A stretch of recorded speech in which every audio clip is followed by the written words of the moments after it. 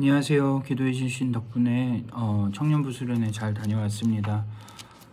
이번 주 공과가 있는데 제가 그동안 수련회 때문에 사실 좀 신경을 못 써서 급하게 영상으로 가이드를 좀 드리려고 합니다. 이번 주 공과는요 36과, 우리가 잘 아는, 저도 설교 때도 설교를 좀 했던 본문인데요. 사마리아 사람, 자비를 베푼 사마리아 사람에 대한 이야기입니다. 사실 이 누가복음 10장 25절에서 37절 말씀은요, 우리가 흔히 오해하기가 정말 쉬운 본문입니다. 보시면 한 율법 교사가 예수님께 와서 예수님을 시험하기 위한 질문으로 시작을 하는데요. 25절을 보시면 어떤 율법 교사가 일어나 예수를 시험하여 이르되 선생님, 내가 무엇을 하여야 영생을 얻으리이까? 이 영생을 무엇을 해야 얻으리이까? 라는 질문에서부터 이 이야기가 시작됩니다. 그렇기 때문에 이 이야기는 이 내용을 근거로, 이 말을 근거로 해석이 되어야 한다라는 거죠. 우리가 잘 아시겠지만 무엇을 해야 영생을 얻을 수 있습니까? 우리가 무엇을 해서 영생을 얻는다라고 한다면 오늘 율법교사는 그에 가장 적합한, 영생을 얻기에 가장 적합한 사람일 것입니다. 그런데 오늘 예수님께서 무엇을 해야 영생을 얻습니까? 라고 물어오는 그 율법교사를 향해 그 율법을 가지고 이야기를 하시죠. 율법에는 뭐라고 적혀 있니?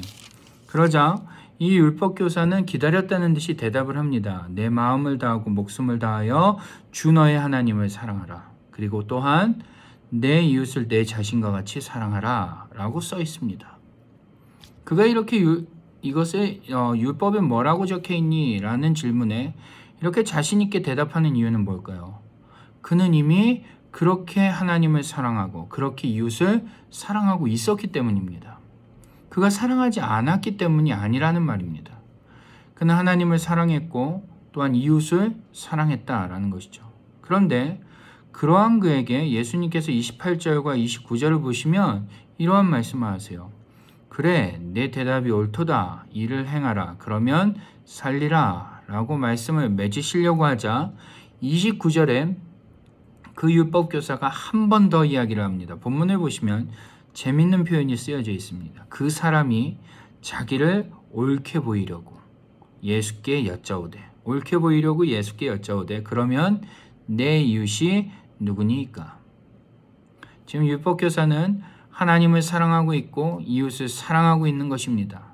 그러면서 제 이웃이 누굽니까? 라고 물었을 때 예수님께서 율법의 기준대로 네 이웃은 너의 수준에 맞는 너의 주위에 있는 친구들일 것이다 라고 얘기를 한다면 기다렸다는 듯이 그는 저는 그러면 이미 그들을 사랑하고 있습니다 라고 대답할 요량으로 그렇게 예수님께 물은 겁니다. 그러자 우리가 잘 아는 이야기를 예수님께서 해주십니다. 30절부터 나오는데요. 한 유대인이 여리고로 내려가고 있습니다. 여기서 유대인이라고 얘기를 하진 않지만 어떤 사람이 예루살렘에서 여리고로 내려가고 있다라는 것을 볼 때 유대인인지 아닌지는 모르지만 대부분의 학자들은 이것을 갖고 여리고에는 유대인 마을이 있었거든요.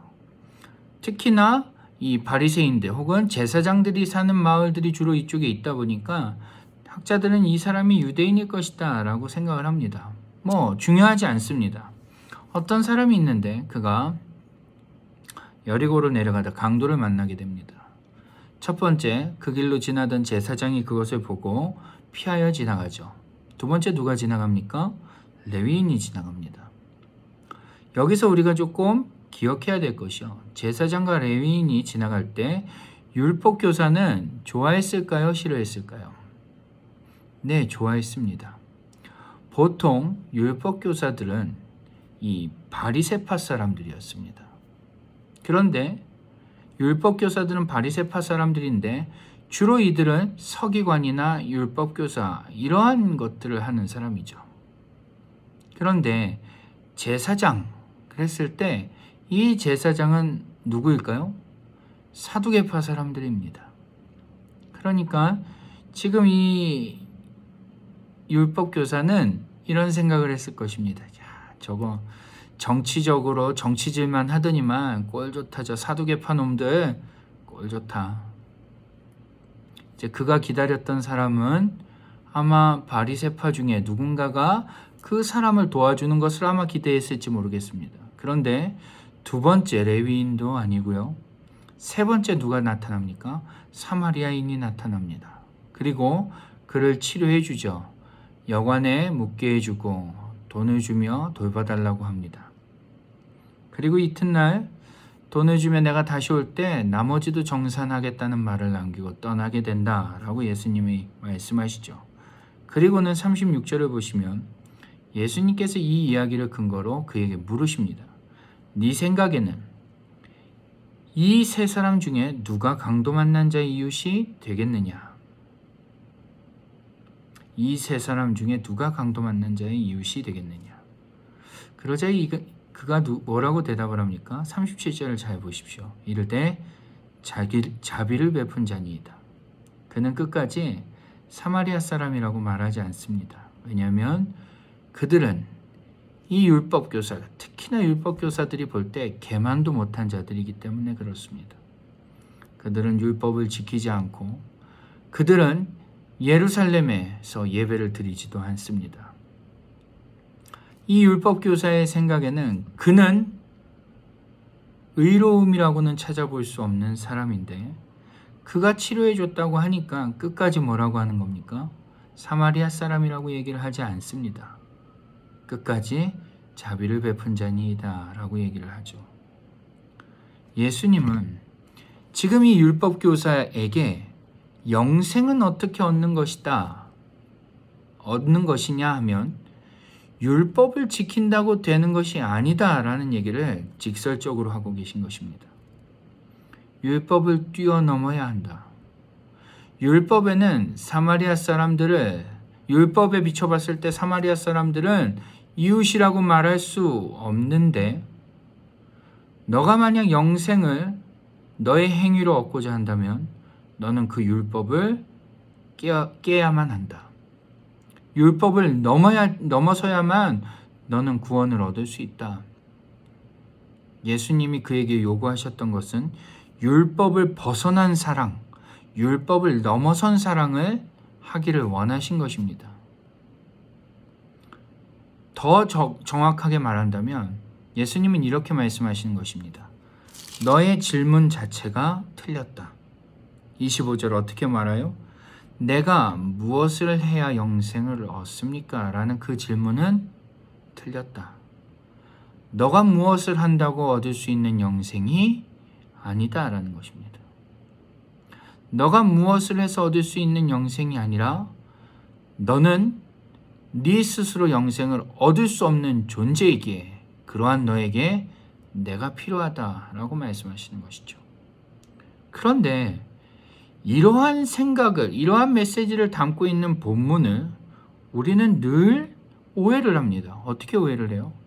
선한 사마리아 사람처럼, 자비를 베푼 사마리아 사람처럼 우리도 그렇게 사랑을 해야 한다.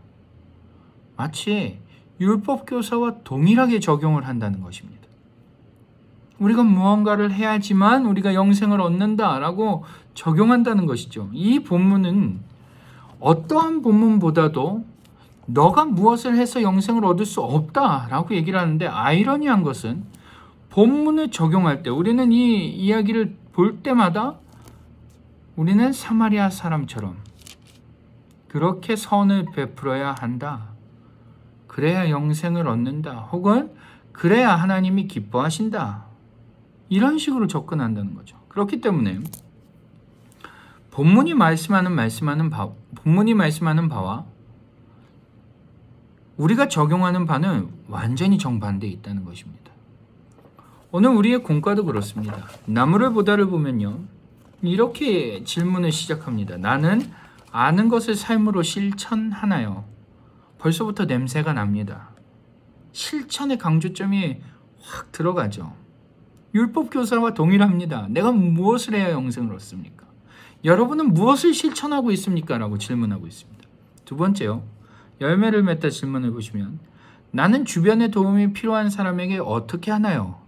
점점점 심도 있게 그것을 파기 시작합니다. 스텝 2. 예수님을 만난 사람은 다른 사람에게 자비를 베풉니다. 나의 도움이 필요한 이웃은 누구인지 생각해보고 어떻게 도울 수 있을지 이야기를 나눠보세요. 이제 본격적으로 우리가 무언가를 할 것을 독려하고 고민해보라고 가이드를 합니다. 마지막 길을 걷다. 도움이 필요한 사람에게 선한 사마리아인의 모습을 단계별로 적용하여 구체적으로 실천해 봅시다. 여러분, 아는 것을 실천하는 것은 나쁜 것이 아닙니다. 도움이 필요한 사람에게 도움을 주는 것도 나쁜 것이 아니죠. 또 자비를 베푸는 거, 어떻게 도울지 고민해 보는 거 너무나 중요한 일입니다. 또 사마리아인처럼 어떻게 나의 모습을 좀 구체적으로 어떤 사람에게 도움을 주기 전에 나의 모습을 좀 구체화해서 돌아보는 것도 매우 중요합니다. 그런데 문제는 오늘 본문을 읽고 이렇게 적용을 하면 안 된다는 것입니다. 오늘 본문은 내가 무엇을 하느냐는 중요하지 않습니다. 오늘 본문은 너는 율법을 깰 수 있느냐? 너는 율법을 넘어선 사랑을 할 수 있느냐? 못하지 않느냐? 네가 못하기 때문에 그것을 위해 내가 율법을 충족시키기 위해 왔다. 영생은 나를 통해서만 얻게 되는 거다.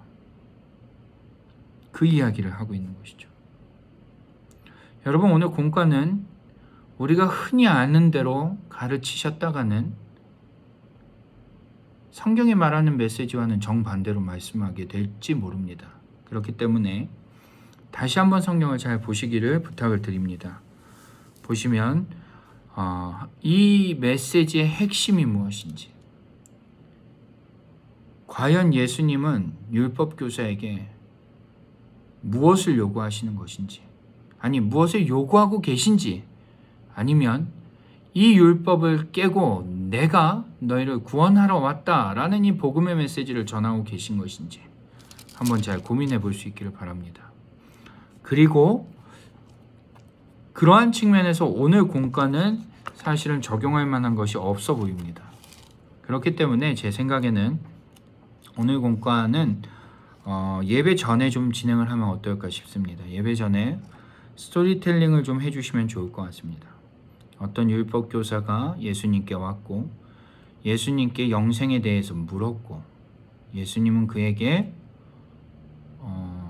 율법에 뭐라고 써 있는지 말해줬으며 그가 자기를 옳게 보이려고 그럼 이웃이 누구냐라고 다시 되물었을 때 예수님이 이 자비를 베푼 사마리아인 비유를 해주셨다. 이렇게 스토리텔링을 쭉 해주시면서 과연 영생은 어떻게 얻을 수 있을까라는 질문 정도로 마무리를 하시면 어떨까 싶습니다. 왜냐하면 이것을 심도 있게 설명하면 좋겠습니다. 할 수만 있으시면 예수님이 의도하시는 바, 성경이 의도하는 바를 설명하실 수 있으면 해주시면 감사하겠습니다. 그러나 그것이 어렵다면 스토리텔링을 충실하게 하신 후에 그렇다면 우리 어떻게 영생을 얻을 수 있는지는 예배 때 한번 들어보자. 이 정도로 적용을 하고 마무리를 하고 맞춰주시면 좋을 것 같습니다. 다시 한번 말씀드리지만 공과는 안 하도록 하겠습니다. 이쪽 공과는 안 하고 진행하는 방향으로 해보도록 하겠습니다. 자, 오늘 기도, 이번 주 기도가 누군지 제가 지금 파악을 못했는데 그건 따로 말씀을 드리도록 하겠습니다. 그러면 영상이 도움이 되셨기를 바라고요. 그러면 편히 쉬시고 우리 내일 뵙도록 하겠습니다.